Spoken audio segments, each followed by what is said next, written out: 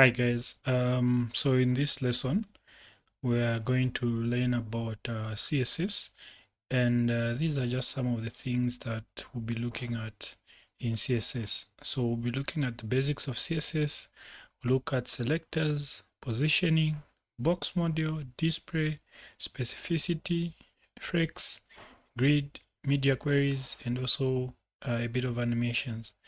Yeah, so we'll start with the basics of CSS. We'll try to understand the syntax of CSS, its properties, its values, and just how we can connect it with HTML, right? So in this lesson, we'll start with just the basics, trying to understand how we can write CSS code and also how we can connect it to our HTML. And we'll also look at a number of selectors that we can use as we are connecting our CSS to our HTML. Okay, so open our VS Code. Okay, so everything that we'll be writing in terms of the code will be in VS Code. Okay, so here I created a folder called CSS and it's a blank folder.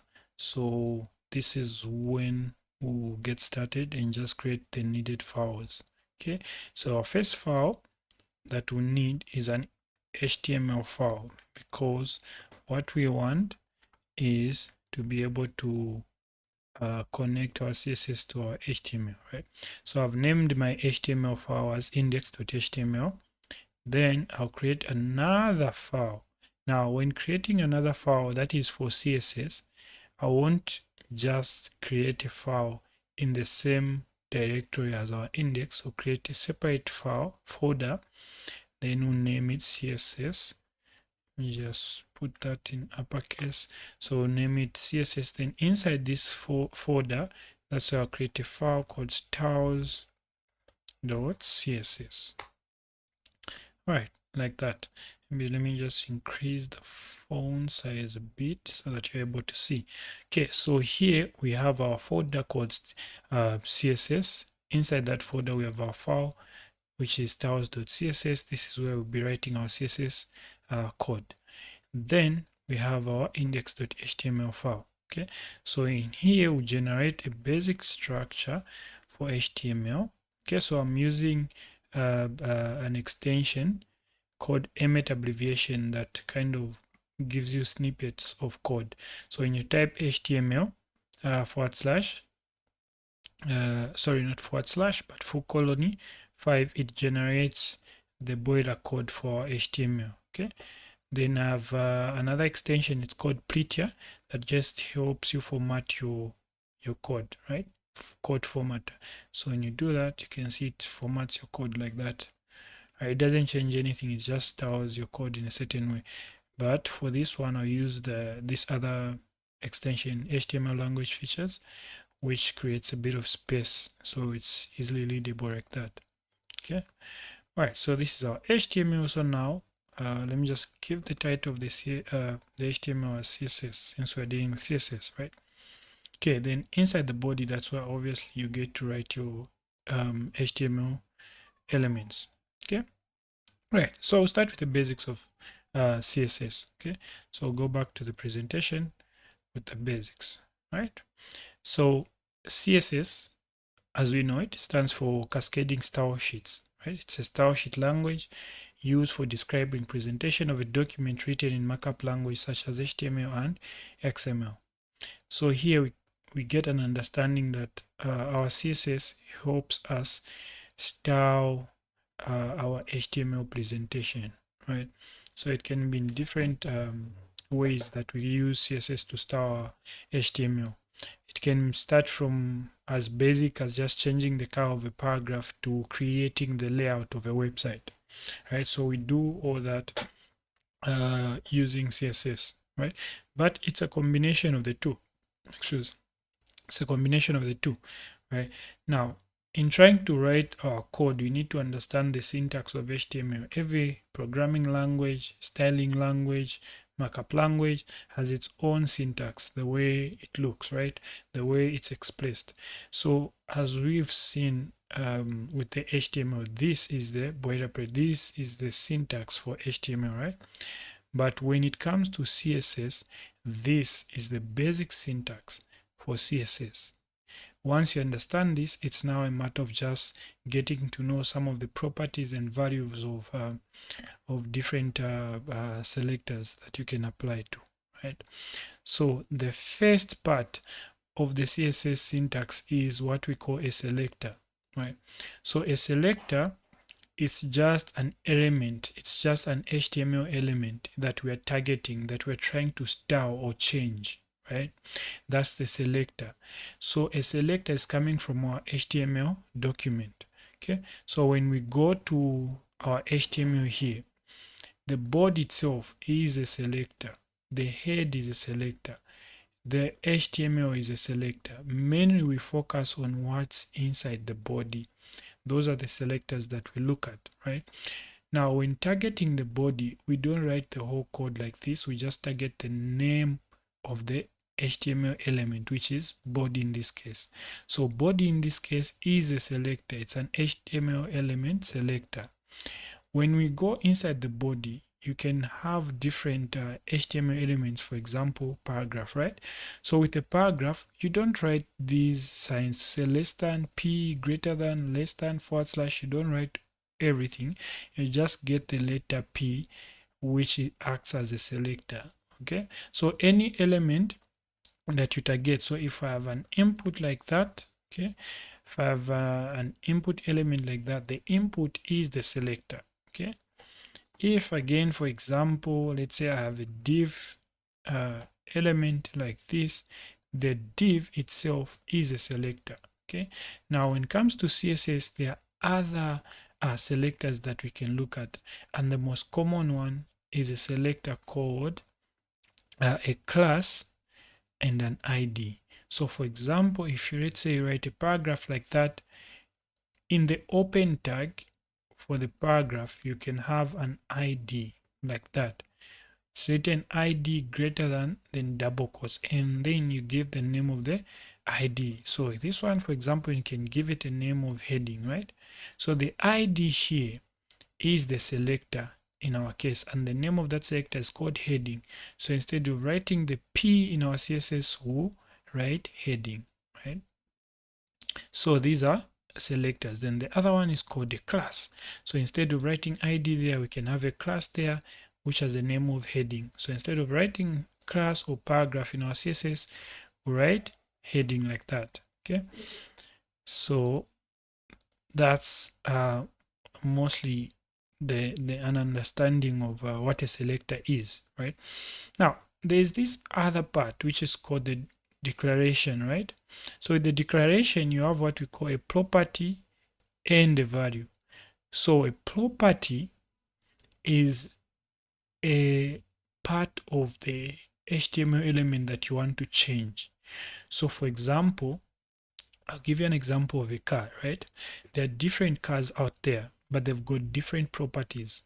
An example property is number of doors, right? There are vehicles that have only got 2 doors, others have got 4 doors, right? So a property in this case would be door or number of doors, right? Then the value there can be 2 or 4 different values, right? And also we can talk about color, right? Color. Different cars have got different colors. You have a blue car, purple, red car, different colors, right?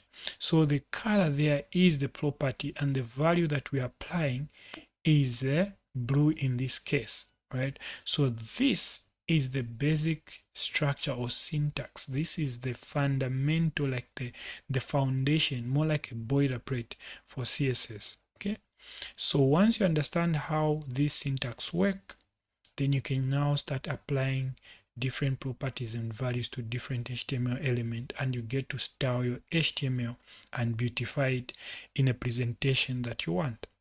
Okay, so just a quick recap. So we have a selector, then you've got the open curly bracket, then you've got a property, full colony, then the value.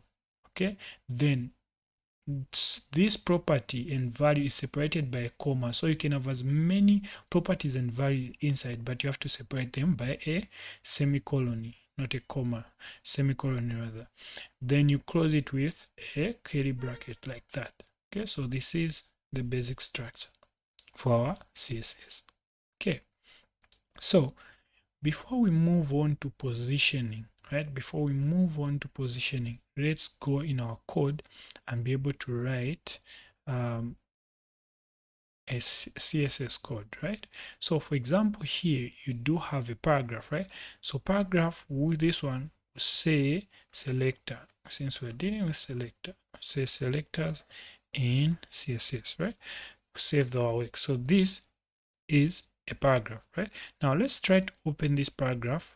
Okay, so copy the path, then we go to our browser so that we open our website, right? Then when you save, this is that. Okay, let me just zoom it a bit. So this is our paragraph that we've written, selectors in CSS, right? Now, right now, as it stands, the HTML and the CSS are not connected, right? How is that so? Let's try. So for example, in our styles.css, right? If we want to change the paragraph, remember we said you start with a selector, right? So our selector is what? A P. Then you open and close the curly brackets, then you apply what? A property. In this case, we'll say color, right? Then full colon is then the name of the value of the what?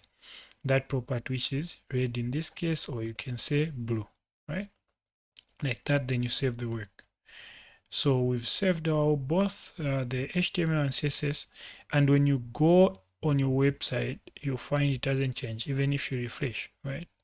Why is that so? Because the two are not connected, right? So now let's try to understand how we can now connect our HTML and CSS so that whatever styles we write in our styles.css get to be applied in the index.html, right?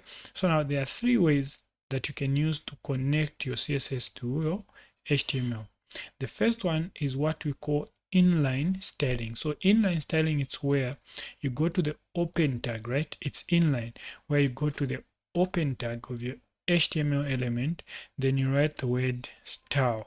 Okay, style, then you say equal to then double quotes, right? Double quotes. So it's the same thing now. So here, instead of us starting with a selector, you can now start with a property and value. So this same thing here that we've done, you now do it here. You say color, then you say blue, separated by a semicolon, like that. When we save the work and go and view it, right, we refresh, you see that the color is now what? It has changed to blue, right? That's one way that you can add your CSS to your HTML, which is inline styling, right? So when you go to your website and refresh, you see that it has gone back to the way it was because we've removed the inline, right? The second one is called embedded, where you add it in the head. Okay, so with this one, you actually write a tag, okay, called style, right? Remember, with inline, we're just writing the name style equal to the double quotes, right? With this one, you write a code, an element rather, right? A syntax like this. So you've got an open tag and a closing tag, right? So between these, that's where now you apply your CSS, right? We do the same thing now with this one, which is embedded. You won't do it like we did here, where you said styles, then you just mention color, right? Here, there was no need to mention paragraph because we are already inside the paragraph tag, right? So we are already targeting this paragraph. But here, the code doesn't know what element we're applying, so we need to point to the paragraph, right? The same way that we do it in here, right? So we say P, then open brackets like that, then you say color, then this time let's try red, okay? Then you separate it by a semicolon, right? Then you save the work. Then when we go and view it, you see it has changed, right? So that's embedded CSS. Okay, so remove it from there and refresh our page. It should go back to the way it was. Okay, now the last one, which is mostly recommended is what we call the external CSS, right? So we've learned about inline styling. We also learned about embedded styling. Inline, that's where you put your CSS inside the open tag of a HTML element. Then with embedded, that's where you add your CSS inside the head, right, with a styles tag. But external is where you have a separate file. You write your CSS externally, right, in a separate file, and this is the file that we've written. Okay, so we'll remove everything from here for now. Okay, then we'll come to our HTML. Now for us to connect to that one, we have to write inside the head, right? That's why we create a link that helps us connect to the CSS, right? So you can either type link if you have Emmet abbreviation and it to actually generate the whole tag for you, or you can just type it out, right? So the tag is link, then you have rel equal to, then double quotes style sheet, then href double quotes. You've seen there's nothing because we have to specify now where our external CSS is, the directory, right? Now as it stands, the HTML and the CSS folder are in the same directory, but what we want to get to is the file, right? So here what you do is you say full stop / so that you print the current directory and it shows you what files are there in the current directory. Then what we want is to go to the CSS, then we access the file like that, right? Then you save the work. Just like that, it's done. Okay, so from here we've connected the two. Now there's nothing here. Let's try now changing our paragraph, right? So before we change, let's see. So the color here is still black. If we refresh, you can see it's still black, right? Let's try something different. Instead of applying color, let's apply background color, right? Want to apply the background color of that paragraph, right? So in background color, we'll say blue, like that. Then we save the work. Then when we come to the page and refresh, you see that the background color is what? It's now blue. We can even change the color of the text now. Since the background is blue, it's a bit darker. We can't see the color of the text. You can change the color of the text to white, right? Remember, I mentioned we use the semicolon to separate the two. So here you can now say color, right? Then you say white.